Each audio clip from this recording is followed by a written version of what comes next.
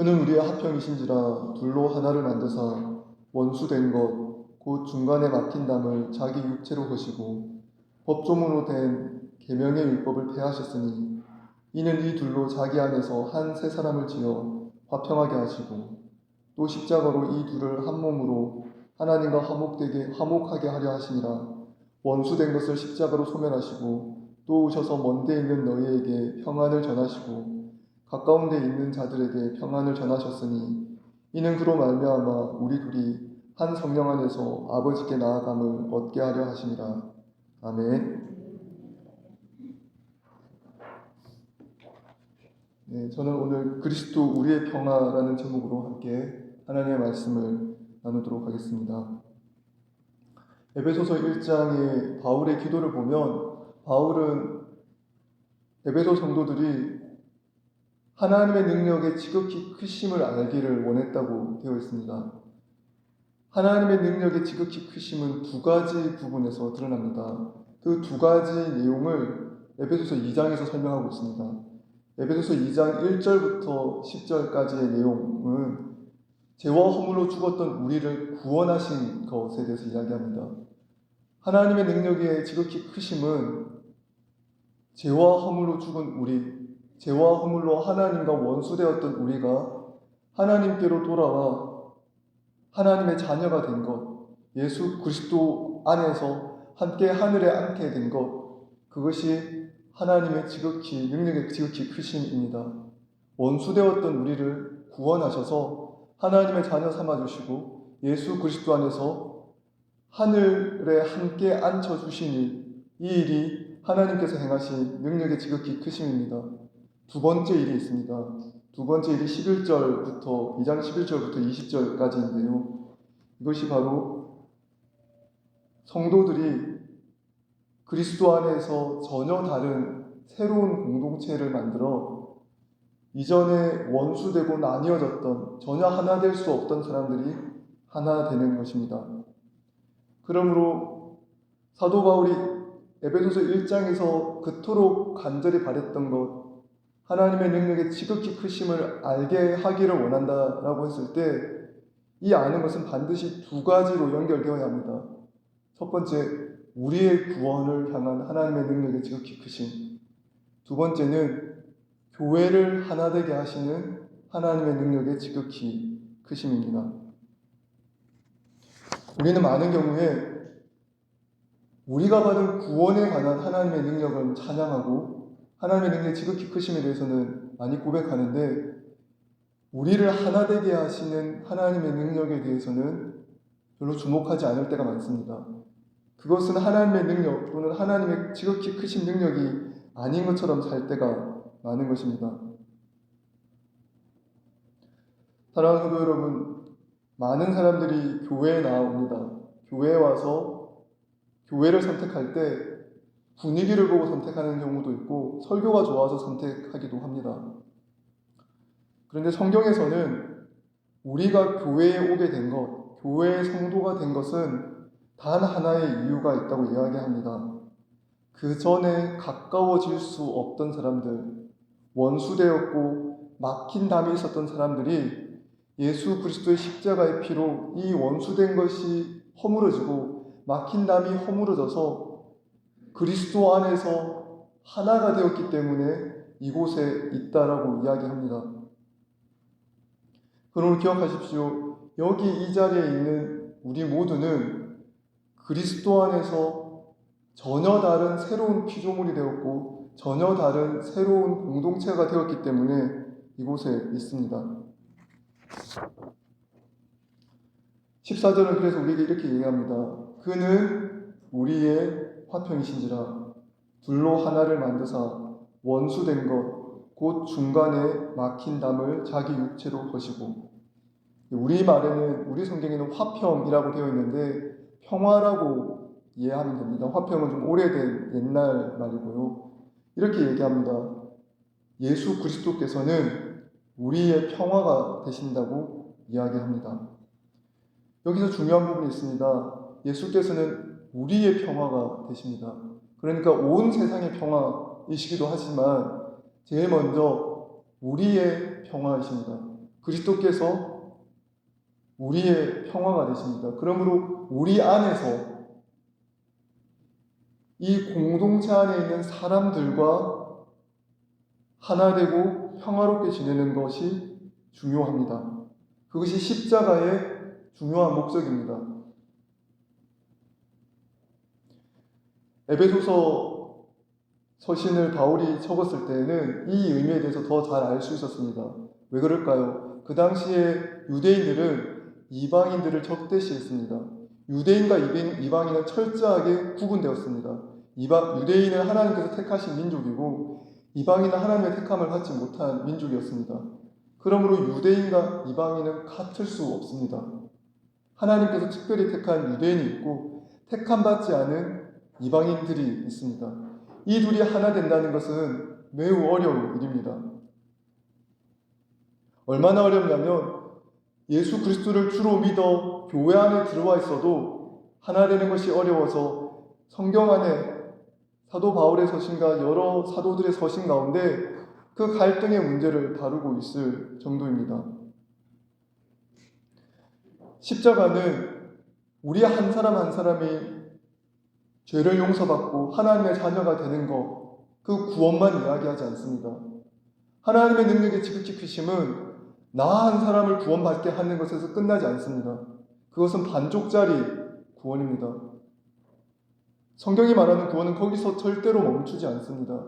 성경이 말하는 구원은 언제나 에베소서 2장 전체에서 얘기하는 것처럼 죄와 허물로 죽었던 우리를 다시 살려서 하나님의 자녀가 되게 하는 것, 구원을 얻게 하는 것, 여기에 더해서 원수되었던 사람들이, 막힌 담을 가지고 있던 사람들이 하나 되게 하는 것에까지 나아갑니다. 이것은 단순히 2000년 전에 이방인들과 유대인들만의 문제가 아닙니다. 오늘날 교회 안에도 동일하게 적용되는 문제입니다. 이방인들과 유대인들만의 문제라고 생각하면 2000년 전에 끝난 문제이고 지금 우리에게는 상관없는 문제가 될 것입니다. 근데 그리스도 예수께서는 매우 분명하게 선언하셨습니다. 사도 바울이 그것을 잘 설명하고 있는데요. 그가 피 흘림으로 만들려고 했던, 그가 십자가에서 죽으시고 피 흘림으로 만들려고 했던 공동체는 둘로 하나를 만들어서 원수된 것, 곧 중간에 막힌 담을 자기 육체의 죽음으로 허물으시고 법조문으로 된 계명의 율법을 폐하셔서 이 둘로 자기 안에서 하나의 새로운 사람을 지어서 화평하게 하셨습니다. 이 하나의 새로운 사람은 그리스도 안에 있는 새로운 피조물이 됩니다. 그러므로 이전 것이 다 지나가게 됩니다.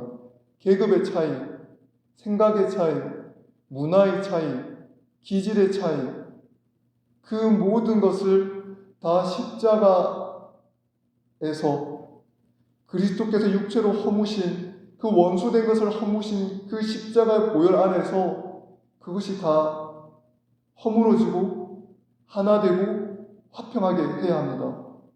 예수께서 왜 십자가의 죽음을 선택하셨습니까? 우리 한 사람의 영혼을 구원 얻게 하는 것, 우리 한 사람의 영혼을 구원 얻게 하셔서 천국에 가게 하는 것으로 십자가의 죽음의 목적이 끝나는 것이 아닙니다. 그러면 이 땅에 우리를 남겨둘 이유도 없습니다.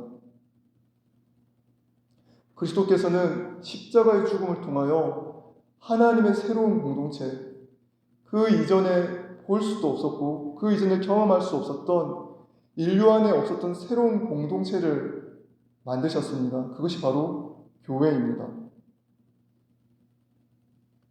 그러므로 우리는 기억해야 합니다. 예수께서 십자가에서 죽으신 목적 중에 가장 중요한 이유 중에 하나는 새로운 인류를 창조하는 것입니다. 15절 말씀처럼 이 둘로 자기 안에서 한 새 사람을 지어 화평하게 하시고.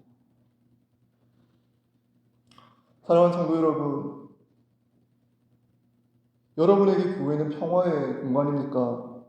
원수된 것이 무너지는 공간입니까? 많은 사람들에게 교회가 원수된 것이 무너지고 모든 차별과 차이가 허물어지는 공간으로 느껴지지 않습니다. 왜 그럴까요? 우리는 진심으로 한번 질문해 보아야 합니다. 우리 마음속 깊은 곳에 교회가 그런 곳이기를 열망하는 마음이 과연 우리 마음속에 있는지 한번 질문해 보아야 합니다. 여러분은 교회에 왜 나오십니까? 이 교회에 가지고 있는 소망이 무엇입니까? 안양유신 교회가 어떤 교회가 되기를 소원하십니까? 요즘은 카페에서 하는 교회들도 많아서 교회에서 나오는 음악이 좋아서 찬양이 마음에 들어서 찬양 분위기가 마음에 들어서 설교가 내 스타일에 맞아서 나오는 사람들도 많이 있습니다. 교회를 선택하는 이유 중에 그런 이유들로 선택합니다. 그런 이유들로 선택할 수 있습니다. 그런데 한번 생각해 보십시오. 하나님께서 교회에 두신 소망이 있습니다. 하나님께서 교회를 구성하신 목적이 있습니다. 그 소망에 대한 열망이 우리에게 있는가? 그 열망을 우리도 품고 있는가? 만일 교회가 평화의 공동체가 아니고 교회가 원수된 것이 허물어지는 공동체가 아니라면 우리는 그리스도께서 십자가에서 죽으신 그 죽음의 목적, 죽음의 이유의 중요한 부분을 놓치고 살아가는 것입니다.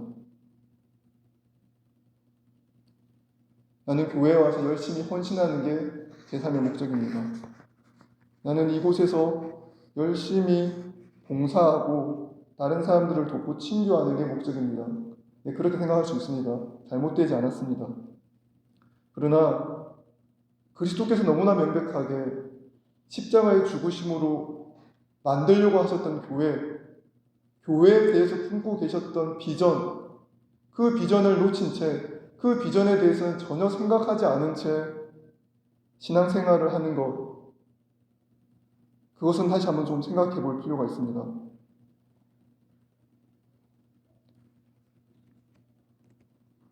14절, 그는 우리의 화평이신지라 둘로 하나를 만드사 원수된 것 곧 중간에 막힌 담을 허시고, 그가 우리의 화평이고 이 땅의 평화입니다. 누가복음 2장에 나타나듯이 예수께서 이 땅에 처음 태어났을 때 목자들이 처음 만났을 때 울려 퍼진 노래가 하늘에서는 영광이고 땅에서는 기뻐하심을 입은 사람들 중에 평화라고 했습니다. 그리스도 그분께서 평화가 되십니다. 그런데 예수께서는 단순히 평화가 되는 것으로 끝나지 않으시고 우리를 화평하게 하십니다. 평화롭게 만들어 가십니다.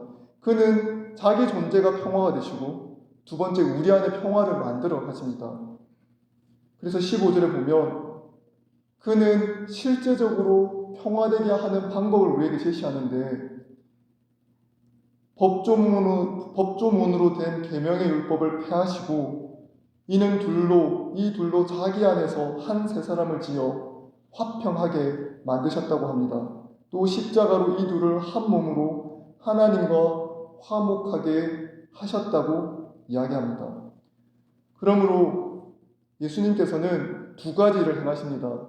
사람들이 하나님과 화목되게 하셨습니다.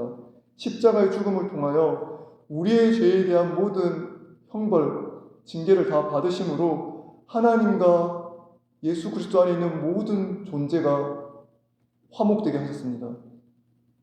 두 번째, 예수 그리스도 안에 있는 사람들은 그리스도 안에서 새로운 피조물이 되므로 이전에 가로막혔던 원수된 것이 허물어짐으로 그 안에서 새로운 피조물로서 화평하게 되고 평화롭게 됩니다.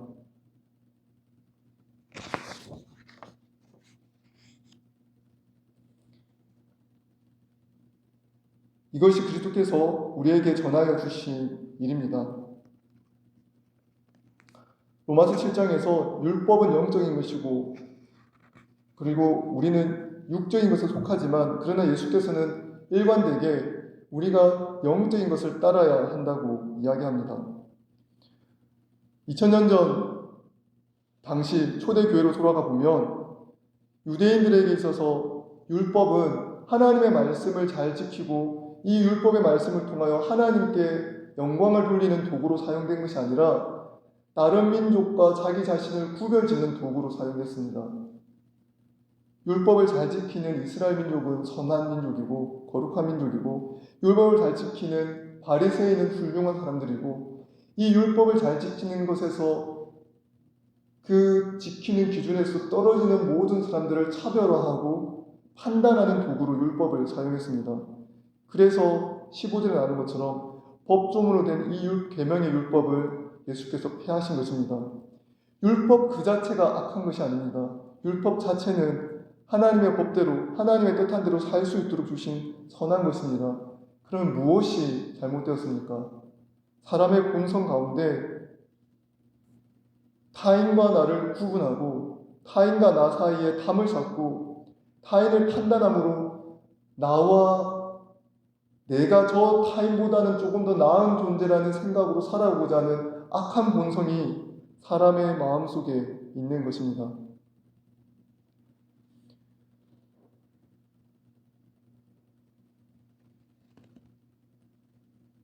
저희가 가끔 부목사님들 사이에서 이런 얘기를 하는데,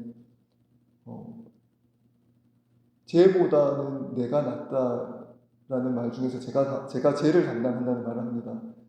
나는 쟤보다는 낫다라는 말을 하는데, 그 쟤라는 말을 그 못한 사람이 저라는 말을 제가 많이 합니다. 근데 제가 제 마음을 곰곰이 돌이켜서 생각해 보면 그런 말을 하지만 진심으로 제가 저 사람보다 못하다고 생각하는 것이 아니라 저를 낮추는 겸손을 자랑하기 위해서 그 말을 할 때가 많은 거죠. 저는 쟤보다는 낫다 해서 쟤를 담당합니다. 제가 다른 사람보다는 좀 못한 역할을 감당하고 있습니다 라는 말을 제가 입 밖에 많이 내지만 그것 또한 겸손을 자랑하려고 합니다. 사람의 마음은 기본적으로 교만함을 통하여 하나님께 죄를 짓습니다. 인류가 지은 최초의 죄도 교만함이었습니다. 사람이 하나님과 같은 존재가 되고 하나님과 같은 위치에 서려고 했을 때, 하나님을 하나님으로 인정하지 않으려고 했을 때 그 교만이 죄를 만들어 놓습니다. 그래서 하나님과 사람 사이에 담이 되고 하나님과 사람이 원수가 되었습니다. 사람과 사람은 어떻게 원수가 됩니까? 사람을 판단합니다. 그래서 그 사람의 못한 점이 내 눈에 너무 쉽게 들어옵니다. 내 잘못과 내 결점, 내가 잘못한 것을 발견하고 회개하고 하나님께 용서를 구하는 것은 어려운데 타인의 잘못을 발견하는 것은 너무 쉽습니다.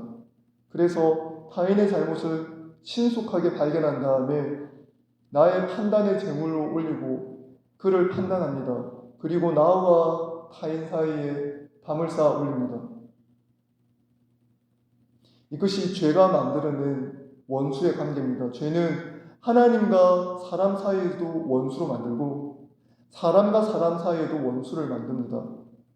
예수께서 십자가에서 죽으심으로 이 원수된 것을 폐하시기 위해서, 이 원수된 것을 없애기 위해서 죽으셨습니다.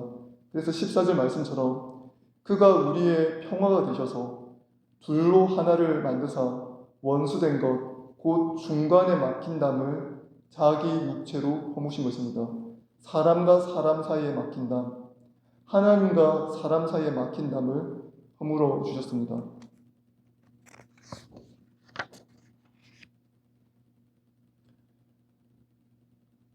우리는 우리의 죄악을 잘 보지 못할 때가 많습니다. 그래서 교회 공동체 안에서도 우리가 얼마나 타인을 쉽게 판단하고 타인에 대해서 심판하고 심판자의 위치에 서는지 우리는 잘 알지 못합니다. 한국 사회에서는 인종차별이라는 말이 별로 많이 쓰이진 않지만 전 세계적으로 인종차별은 지금 매우 심각한 문제가 되고 있습니다. 많은 사람들이 이렇게 얘기합니다. 인종차별에 대한 문제는 교육의 문제로 해결할 수 있다고 생각합니다. 아이들은 태어날 때 인종차별에 대한 마음이 전혀 없기 때문에 아이들에게 인종차별을 하지 말자는 내용을 잘 가르치면 인종차별의 문제는 해결될 수 있을 거라고 믿습니다. 정말 그렇습니까? 그렇지 않습니다. 사람의 마음에 죄가 만들어낸 원래부터 만들어낸 악한 마음이 있습니다. 아이들은 거짓말을 할 수 있는, 말로 거짓말할 수 있는 나이가 되면 눈도 깜빡이지 않고 거짓말을 할 수 있습니다. 이것은 임상적으로도 잘 알 수 있고 우리가 경험적으로도 잘 알고 있습니다. 사람들 마음속에는 타인에 대해서 판단하고 타인과 자신을 구별하고 타인과 자신을 차별함으로써 자기 자신을 높이려는 마음이 인간의 내면에 도사리고 있습니다. 그러므로 이것은 교육으로도 해결되지 않습니다. 그러면 무엇으로 해결됩니까? 예수께서 우리에게 단 하나의 길을 제시하고 있는 것입니다. 예수 그리스도의 십자가의 길입니다. 오직 그리스도의 십자가, 예수의 육체로 허무신 그 십자가의 보혈 안에서 예수 그리스도 안에서 한 세 사람을 지어 화평하게 된 공동체 안에서만 이 문제가 해결될 수 있습니다. 타인에 대한 판단, 타인에 대한 차별적인 마음, 타인을 심판하려는 마음, 이 모든 것을 내려놓고 그리스도의 십자가의 그 피로 평화를 누리며 상대와 온전히 하나 될 수 있는, 타인과 온전히 하나 될 수 있는 가능성이 이 온 인류 가운데 오직 한 공동체 교회 안에서만 가능합니다. 사랑하는 성도 여러분, 여러분께서는 교회에 대해서 이와 같은 놀라운 사실을 믿고 계십니까? 기대하고 계십니까? 바울은 끊임없이 이야기합니다. 그리스도 안에서는 노예도 자유자도 없고 유대인도 이방인도 없고 남녀도 남녀의 차별도 없고 오직 그리스도의 십자가 안에서 모두가 하나가 된다라고 이야기를 합니다. 사도 바울이 가졌던 이 비전이 사도 바울만 가진 비전이 아니라 모든 그리스도인이 품어야 하는 비전입니다. 교육으로 해결되지 않습니다. 선행을 강조하는 것으로 해결되지 않습니다. 인간의 본성은, 인간의 마음은 그와 같은 교육과 훈계로 해결되지 않습니다. 무엇으로 해결됩니까? 우리의 화평이 되시고 우리의 평화가 되시며 하나님의 능력의 지극히 크심을 우리 가운데 역사하여 보여주신 오직 예수 그리스도, 그분 안에서만 가능합니다. 그분 안에서 죄와 허물로 죽었던 우리가 하나님께 용서받고 하나님 안에서 하나님의 자녀가 되는 영광을 얻습니다. 하나님의 능력의 지극히 크심을 입어 도무지 하나 될 수 없던 사람들이 인간관계가 회복됩니다. 도덕으로도 해결되지 않고 윤리로도 해결되지 않습니다. 그러므로 기억하십시오. 십자가는 우리에게 두 가지의 관점에 큰 변화를 일으킵니다. 첫 번째는 자기 자신을 바라보는 관점을 변화시킵니다. 십자가에서 우리는 우리의 모습을 봅니다. 많은 사람들이 자신의 선함을 이야기합니다. 나는 매우 악한 이들보다는 악하지 않고 이 세상에 있는 극악무도한 사람들보다는 낫다라고 생각합니다. 그래서 자신의 죄를 제대로 보지 못합니다. 그러나 십자가는 우리의 죄악을 고발합니다. 십자가는 기본적으로 우리의 죄악을 고발하는 장소입니다. 그리스도의 십자가 앞에서 우리의 죄는 그대로 노출됩니다. 죄와 허물로 죽었던 우리가 그리스도의 십자가를 통하여 십자가의 형벌을 대신지신 예수 그리스도의 피를 의하여 그 보혈의 피로 인해서 우리가 구원을 얻습니다. 그러므로 십자가에서 우리는 우리의 죄를 고백합니다. 우리의 죄의 비참함을 고백합니다. 그 비참한 죄에서 우리를 구원하신 하나님의 사랑과 하나님의 은혜를 고백합니다. 그러므로 십자가는 우리의 존재에 대한 우리의 생각을 변화시킵니다. 우리가 죄인입니다. 우리가 죄와 허물로 죽었던 존재입니다. 희망이 없고 소망이 없던 우리 자신을 향하여 하나님께서 능력이 지극히 크심으로 우리를 사랑해 주시고 그 아들을 보내주셔서 우리를 구원하여 주신 것입니다. 이것이 십자가의 교리입니다. 이 십자가의 교리를 거부하면, 이 십자가의 교리를 거부하고 인간을 기분 좋게 만드는 교양 있는 말로 아무리 포장하여도 이 십자가의 교리가 날카롭게 찌르고 있는 우리의 죄악을 피할 수 없습니다. 십자가는 너무나 명백하게 우리의 죄악을 고발합니다. 두 번째, 십자가는 다른 사람을 보는 방식을 변화시킵니다. 이 십자가 안에서 우리는 새로운 한 사람이 되었다는 것을 고백합니다.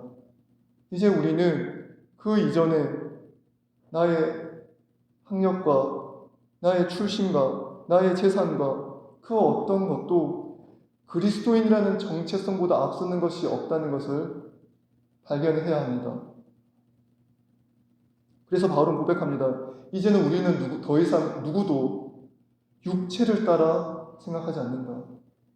누구도 내가 이룬 성과, 내 육체가 덧입고 있는 출신, 재산, 학력, 그 어떤 것으로도 그것으로 따라서 생각하지 않고 오직 그리스도 안에 있는 새로운 피조물로 자기 자신을 바라본다고 이야기합니다. 이 경험이 너무나 중요합니다. 사도 바울과 바나바가 선교 여행을 떠날 때 마가 요한을 데리고 가는 문제로 다투게 되었습니다. 바나바의 친척이었기 때문에 마가 요한을 데려가는 것이 매우 중요한 문제처럼 보입니다. 근데 바울은 고백합니다. 주장합니다. 마가 요한이 바나바의 친척이라 하더라도 그런 현고주의와 편애로 주의 일을 할 수 없다라고 이야기합니다. 우리는 새로운 공동체가 되었기 때문입니다. 우리가 사는 시간들이 많아지면 많아질수록 비슷한 부류의 사람들과 어울리게 되어 있습니다. 생각이 비슷하고 정치 성향이 비슷하고 취향이 비슷하고 또 음식이나 여러 가지 모든 것이 비슷한 사람들끼리 어울리게 됩니다. 근데 기억하십시오. 여러분이 진정 그리스도인이 되었다는 것을 어디서 발견하냐면 여러분이 도무지 친해질 수 없는 그 전에는 결코 친해질 거라고 상상도 할 수 없었던 사람을 그가 그리스도인이라는 이유로 한 형제 자매라고 생각하며 그를 사랑하게 될 때, 그가 그리스도인이라는 이유로 나와 전혀 접점이 없던 한 사람을 사랑으로 품어주게 될 때, 그때 내가 그리스도인이라는 것을 진정으로 깨닫게 됩니다. 이 사람들이 나의 형제 자매구나. 나와 친하지 않고 나와 비슷한 점이 없고 내가 평소에 친하게 지낼 만한 이유가 단 하나도 없지만 내 생각과 성향도 전혀 안 맞지만 예수 그리스도 안에서 한 형제 자매 되었기 때문에 우리가 예수 그리스도 안에서 한 새 사람이 되었기 때문에 그리스도께서 예수 그리스도 안에서 한 새 사람을 지어 하나 되게 하시고 화평하게 하시고 중간에 막힌 담을 흐시고 원수된 것을 허무셨기 때문에 나의 형제고 나의 자매라고 느끼게 될 때 그때 우리는 내가 그리스도인이라는 것을 깨닫게 됩니다. 그러면 우리는 전혀 다른 삶을 살아갈 수 있습니다. 우리는 함께 공동체 안에서 하나님 아버지께 더 가까이 나아갈 수 있습니다. 18절이 우리에게 그것을 알려줍니다. 이는 그로 말미암아 우리 둘이 한 성령 안에서 아버지께 나아감을 얻게 하려 하시니라. 하나님 아버지 앞에 더 가까이 나아갑니다. 우리의 생각이 성장하고 성숙해가며 변화됩니다. 이 성장과 성숙은 결코 개인으로 일어나지 않습니다. 공동체로 일어납니다. 형제, 자매를 사랑하는 마음 가운데 일어날 것입니다. 이 일은 매우 어렵습니다. 얼마나 어렵냐면 우리가 평소 하던 대부분의 판단과 대부분의 생각을 다 회개하지 않으면 안 될 만큼 어려운 일입니다. 누군가에 대해서 했던 모든 판단들, 모든 생각들을 하나님 앞에 다 내려놓고 내가 오늘도 형제 자매를 판단했다라고 고백하지 않는 한 18절에 나오는 그로 말미암아 우리 둘이 한 성령 안에서 아버지께로 나아가는 경험, 한 교회 공동체가 함께 하나님께로 한 걸음씩 더 나아가는 경험, 하나님께 한 걸음씩 더 나아감으로 하나님의 살아계심을 경험하고 공동체를 하나 되게 하시는 하나님을 경험하는 것, 이 경험은 우리 삶의 전반에서 나타나는 우리의 죄악을 하나님 앞에 고백하게 만들 것입니다.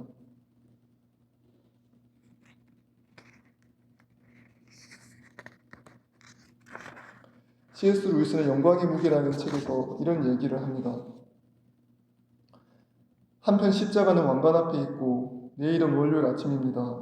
세상의 불쌍한 벽에 틈새가 열렸고 우리는 위대한 선장이신 예수 그리스도를 따라 그 안으로 들어가도록 초대받았습니다. 물론 그분을 따르는 것이 핵심입니다. 그가 우리에게 가르치는 모든 것에 한 가지 용도를 생각해야 합니다. 우리 자신의 영광을 우리는 너무 많이 생각하는 것이 가능하지만 내 이웃의 영광을 너무 자주, 너무 깊이 생각하는 것은 불가능합니다. 내 이웃의 영광이라는 짐, 무게, 그 짐을 매일 등에 지고 살아야 하는데 그 짐은 너무 무거워서 겸손한 자만이 지고 갈 수 있고 교만한 자는 결코 지고 갈 수 없습니다. 우리가 지고 가야 하는 영광의 무게가 있습니다. 하나님의 영광을 우리는 위해서 살아야 합니다. 두 번째 영광이 있습니다. 바로 이웃의 영광입니다. 내 형제 자매의 영광을 위해서 살아야 합니다.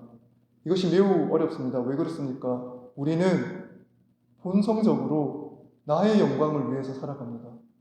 내가 얼마나 뛰어난가, 내가 얼마나 탁월한가, 얼마나 많이 사람들로부터 인정을 받을 것인가, 그것에 우리의 모든 관심이 주목되어 있습니다. 예수 그리스도께서 우리를 구원하신 것은 이 잘못된 자기 중심적인 영광에 대한 생각을 하나님께 영광을 돌리고 이웃의 영광을 돌리도록 우리의 존재를 변화시켜 주신 것입니다. 이것을 예수 그리스도의 말씀으로 다시 바꾸면 뜻을 다하여 마음을 다하여 힘을 다하여 주 너의 하나님을 사랑하고 둘째도 이와 같으니 내 이웃을 내 몸과 같이 사랑하라는 것입니다. 이것이 성도의 삶입니다. 구원하신 목적이 여기 있습니다. 십자가 고통을 당하신 이유가 여기 있습니다. 우리를 죄로부터 구원하신 것. 두 번째, 우리가 원수된 것이 무너져 그리스도 안에서 한 형제 자매로 살아가게 하는 것. 한 세 사람을 지어 하나님의 새로운 공동체, 새로운 인류 공동체를 이 땅 가운데 세우시기 위하여 예수 그리스도께서 죽으셨고 교회를 세우셨습니다. 십자가의 죽으심, 예수께서 십자가에 죽으신 그 이유를 기억하시면서 그 목적을, 그 죽으심의 목적을 잊지 않고 살아가는 저와 여러분이 되기를 소원합니다.